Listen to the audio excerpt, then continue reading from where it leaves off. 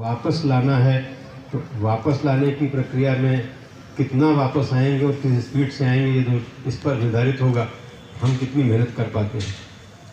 भारतीय ज्ञान परंपरा के ऊपर आज ये बात बार बार कही जा रही है कि भारतीय ज्ञान परंपरा को हमें बच्चों को पढ़ाना है, लेकिन क्या इसे पढ़ाना मात्र काफ़ी है या इसे जीना होगा?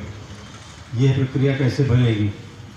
हम स्वयं गीता पढ़ते हैं या नहीं पढ़ते हैं, और पढ़ते हैं तो क्या अनुसरण करते हैं, अनुसरण नहीं करते हैं तो पढ़ने का औचित्य क्या है? ये सब बहुत सारी बातें अब आपको अपने बच्चों से प्रारंभ करनी होंगी। ये सोचकर मत प्रारंभ करिएगा कि बच्चा पीछे जा रहा है, ये सोचकर प्रारंभ कीजिएगा कि बच्चा भविष्य में जा रहा है, इसकी आवश्यकता है। तो हमेशा कहता हूँ कि संस्कृत भारत के भविष्य की भाषा है, इसलिए सीखिए। भारत के प्राचीन भारत की भाषा नहीं है, वैसे भी भारत में प्राचीन कुछ होता नहीं। आप सनातन भाषा में जब कह रहे हैं, जिसे सनातन इसलिए कहा गया है कि वो प्राचीन और वाचीन होती रहती है, बदलती रहती है, इसलिए बच्चों को उस भाषा का ज्ञान होना ही चाहिए। अगर चूक गए 10 साल बाद विश्वास रखिए जर्मनी और अमेरिका आपको संस्कृत पढ़ा रही होगी, और तब आपको ये सोचकर तकलीफ होगी कि हमें जब मौका लगा था तो हम चूक गए।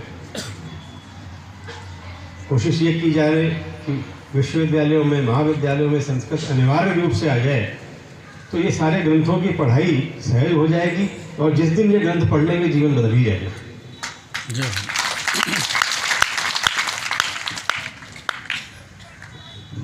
मेरे विश्वविद्यालय के प्रांगण में महाराज जी, मैं जब आया तो सबसे पहली चीज़ मैंने पूछा कि प्रांगण में कोई मंदिर है जहाँ पर शीश नवाया जा सके? उन्होंने कहा नहीं, इस सेक्युलर जगह है, यहाँ पर कोई मंदिर का स्थान नहीं है। तो फिर स्थान देवता की पूजा करनी थी, फिर बचा क्या था? लेकिन मन में संकल्प था कि कुछ तो करूँगा, अयोध्या में करके आया हूँ तो यहाँ तो करूँगा ही। मुझे दिखाई पड़ा कि परिसर बहुत बड़ा है, छोटा सा एक मंदिर की गुर्जी दिखाई पड़ी मुझे जंगल के बीच में। तो मैंने बहुत साफ से पूछा कि अंदर कोई मंदिर है क्या, जंगल में कुछ मंदिर है क्या? उन्होंने कहा ऐसा हमने देखा नहीं कभी, ये पिछले 20 वर्षों से बनी हुई परिसर है, इसमें हमने कभी मंदिर नहीं देखा। मैंने कहा मुझे क्यों दिखता है बार बार? दिख रहा है तो शायद बुला रहा होगा। एक दिन हिम्मत करके मेरे जो ड्राइवर हैं कहीं यहीं खड़े होंगे, हम दोनों लोग घुसे उसके अंदर, जंगल के अंदर, बगैर किसी मार्ग के मंदिर तक पहुँचे तो दिखा पड़ा कि एक छोटे से मंदिर का टूटा फूटा हिस्सा पड़ा हुआ है, क्योंकि वर्षों से 20-25 सालों से शायद उस पर कभी कोई पूजा अर्चना नहीं हुई होगी। तो टूटा हुआ मंदिर मिला, मुझे लगा कि मेरा काम बन गया, मुझे यही करना तो है। और 21 तारीख को उसके जीर्णोद्धार का कार्य प्रारंभ हो गया। अब आप सबके निर्देशन में, सहयोग से बसंत पंचमी तक कोई न कोई शक्ल उस मंदिर की होगी और माँ सरस्वती की पूजा वहाँ प्रारंभ होगी। यही प्रारंभ करने के पहले 10 लोग मुझे कह रहे हैं कि सर ये बहुत बड़ा रिस्क ले रहे हो आप मंदिर बना के। मैंने कहा अब जीवन में बचा ही कितने दिन है जो रिस्क ना लूँ, अब रिस्क लेने की ही तो उम्र है। अब डरता था, बच्चे छोटे थे, परिवार था, अब क्यों डरूँ? अब नहीं डरूँगा, अब तो मंदिर बनेगा, और मंदिर के बगैर परिसर में बच्चों का रहना, फिर उन्हें संस्कृत से जोड़ने की कोई परंपरा नहीं बन पाएगी।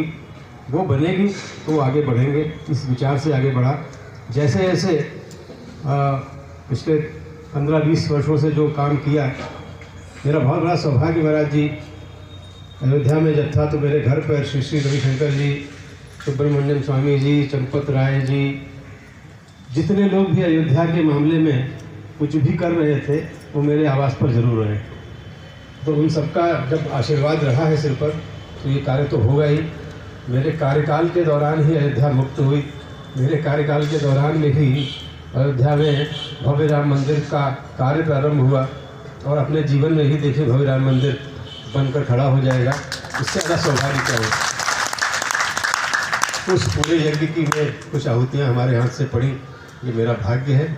आप सबका आशीर्वाद रहेगा तो बीकानेर की यात्रा भी इतनी सुखद होगी। और अब तो मुझे चितरंगी साहब मिल ही गए, उन्होंने मुझे खोजा, मैंने इन्हें खोज लिया, और अब हम लोग मिलकर कुछ करेंगे तो वही है। जब हम दो लोग मिलते हैं कुछ होता है। हम यूपीएससी में भी यही करते थे। तो ये सहयोग हो गया है, आपने अपना पुत्र हमें सौंपी रखा है, तो वो मेरे सूत्र बने रहेंगे निरंतर। और हमारी आपकी यात्राएं लोका की पवित्र धरती पर होती रहे, यही आशीर्वाद आप सबसे वांछित है। जय राम, श्री राम।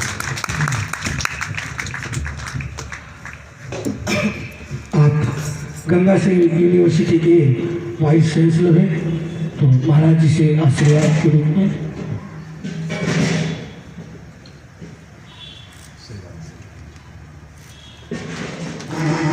मोर मुकुट बंसी वाले की, भागवत महापुराण की, श्री व्यास जी महाराज की, भक्त और भगवान की।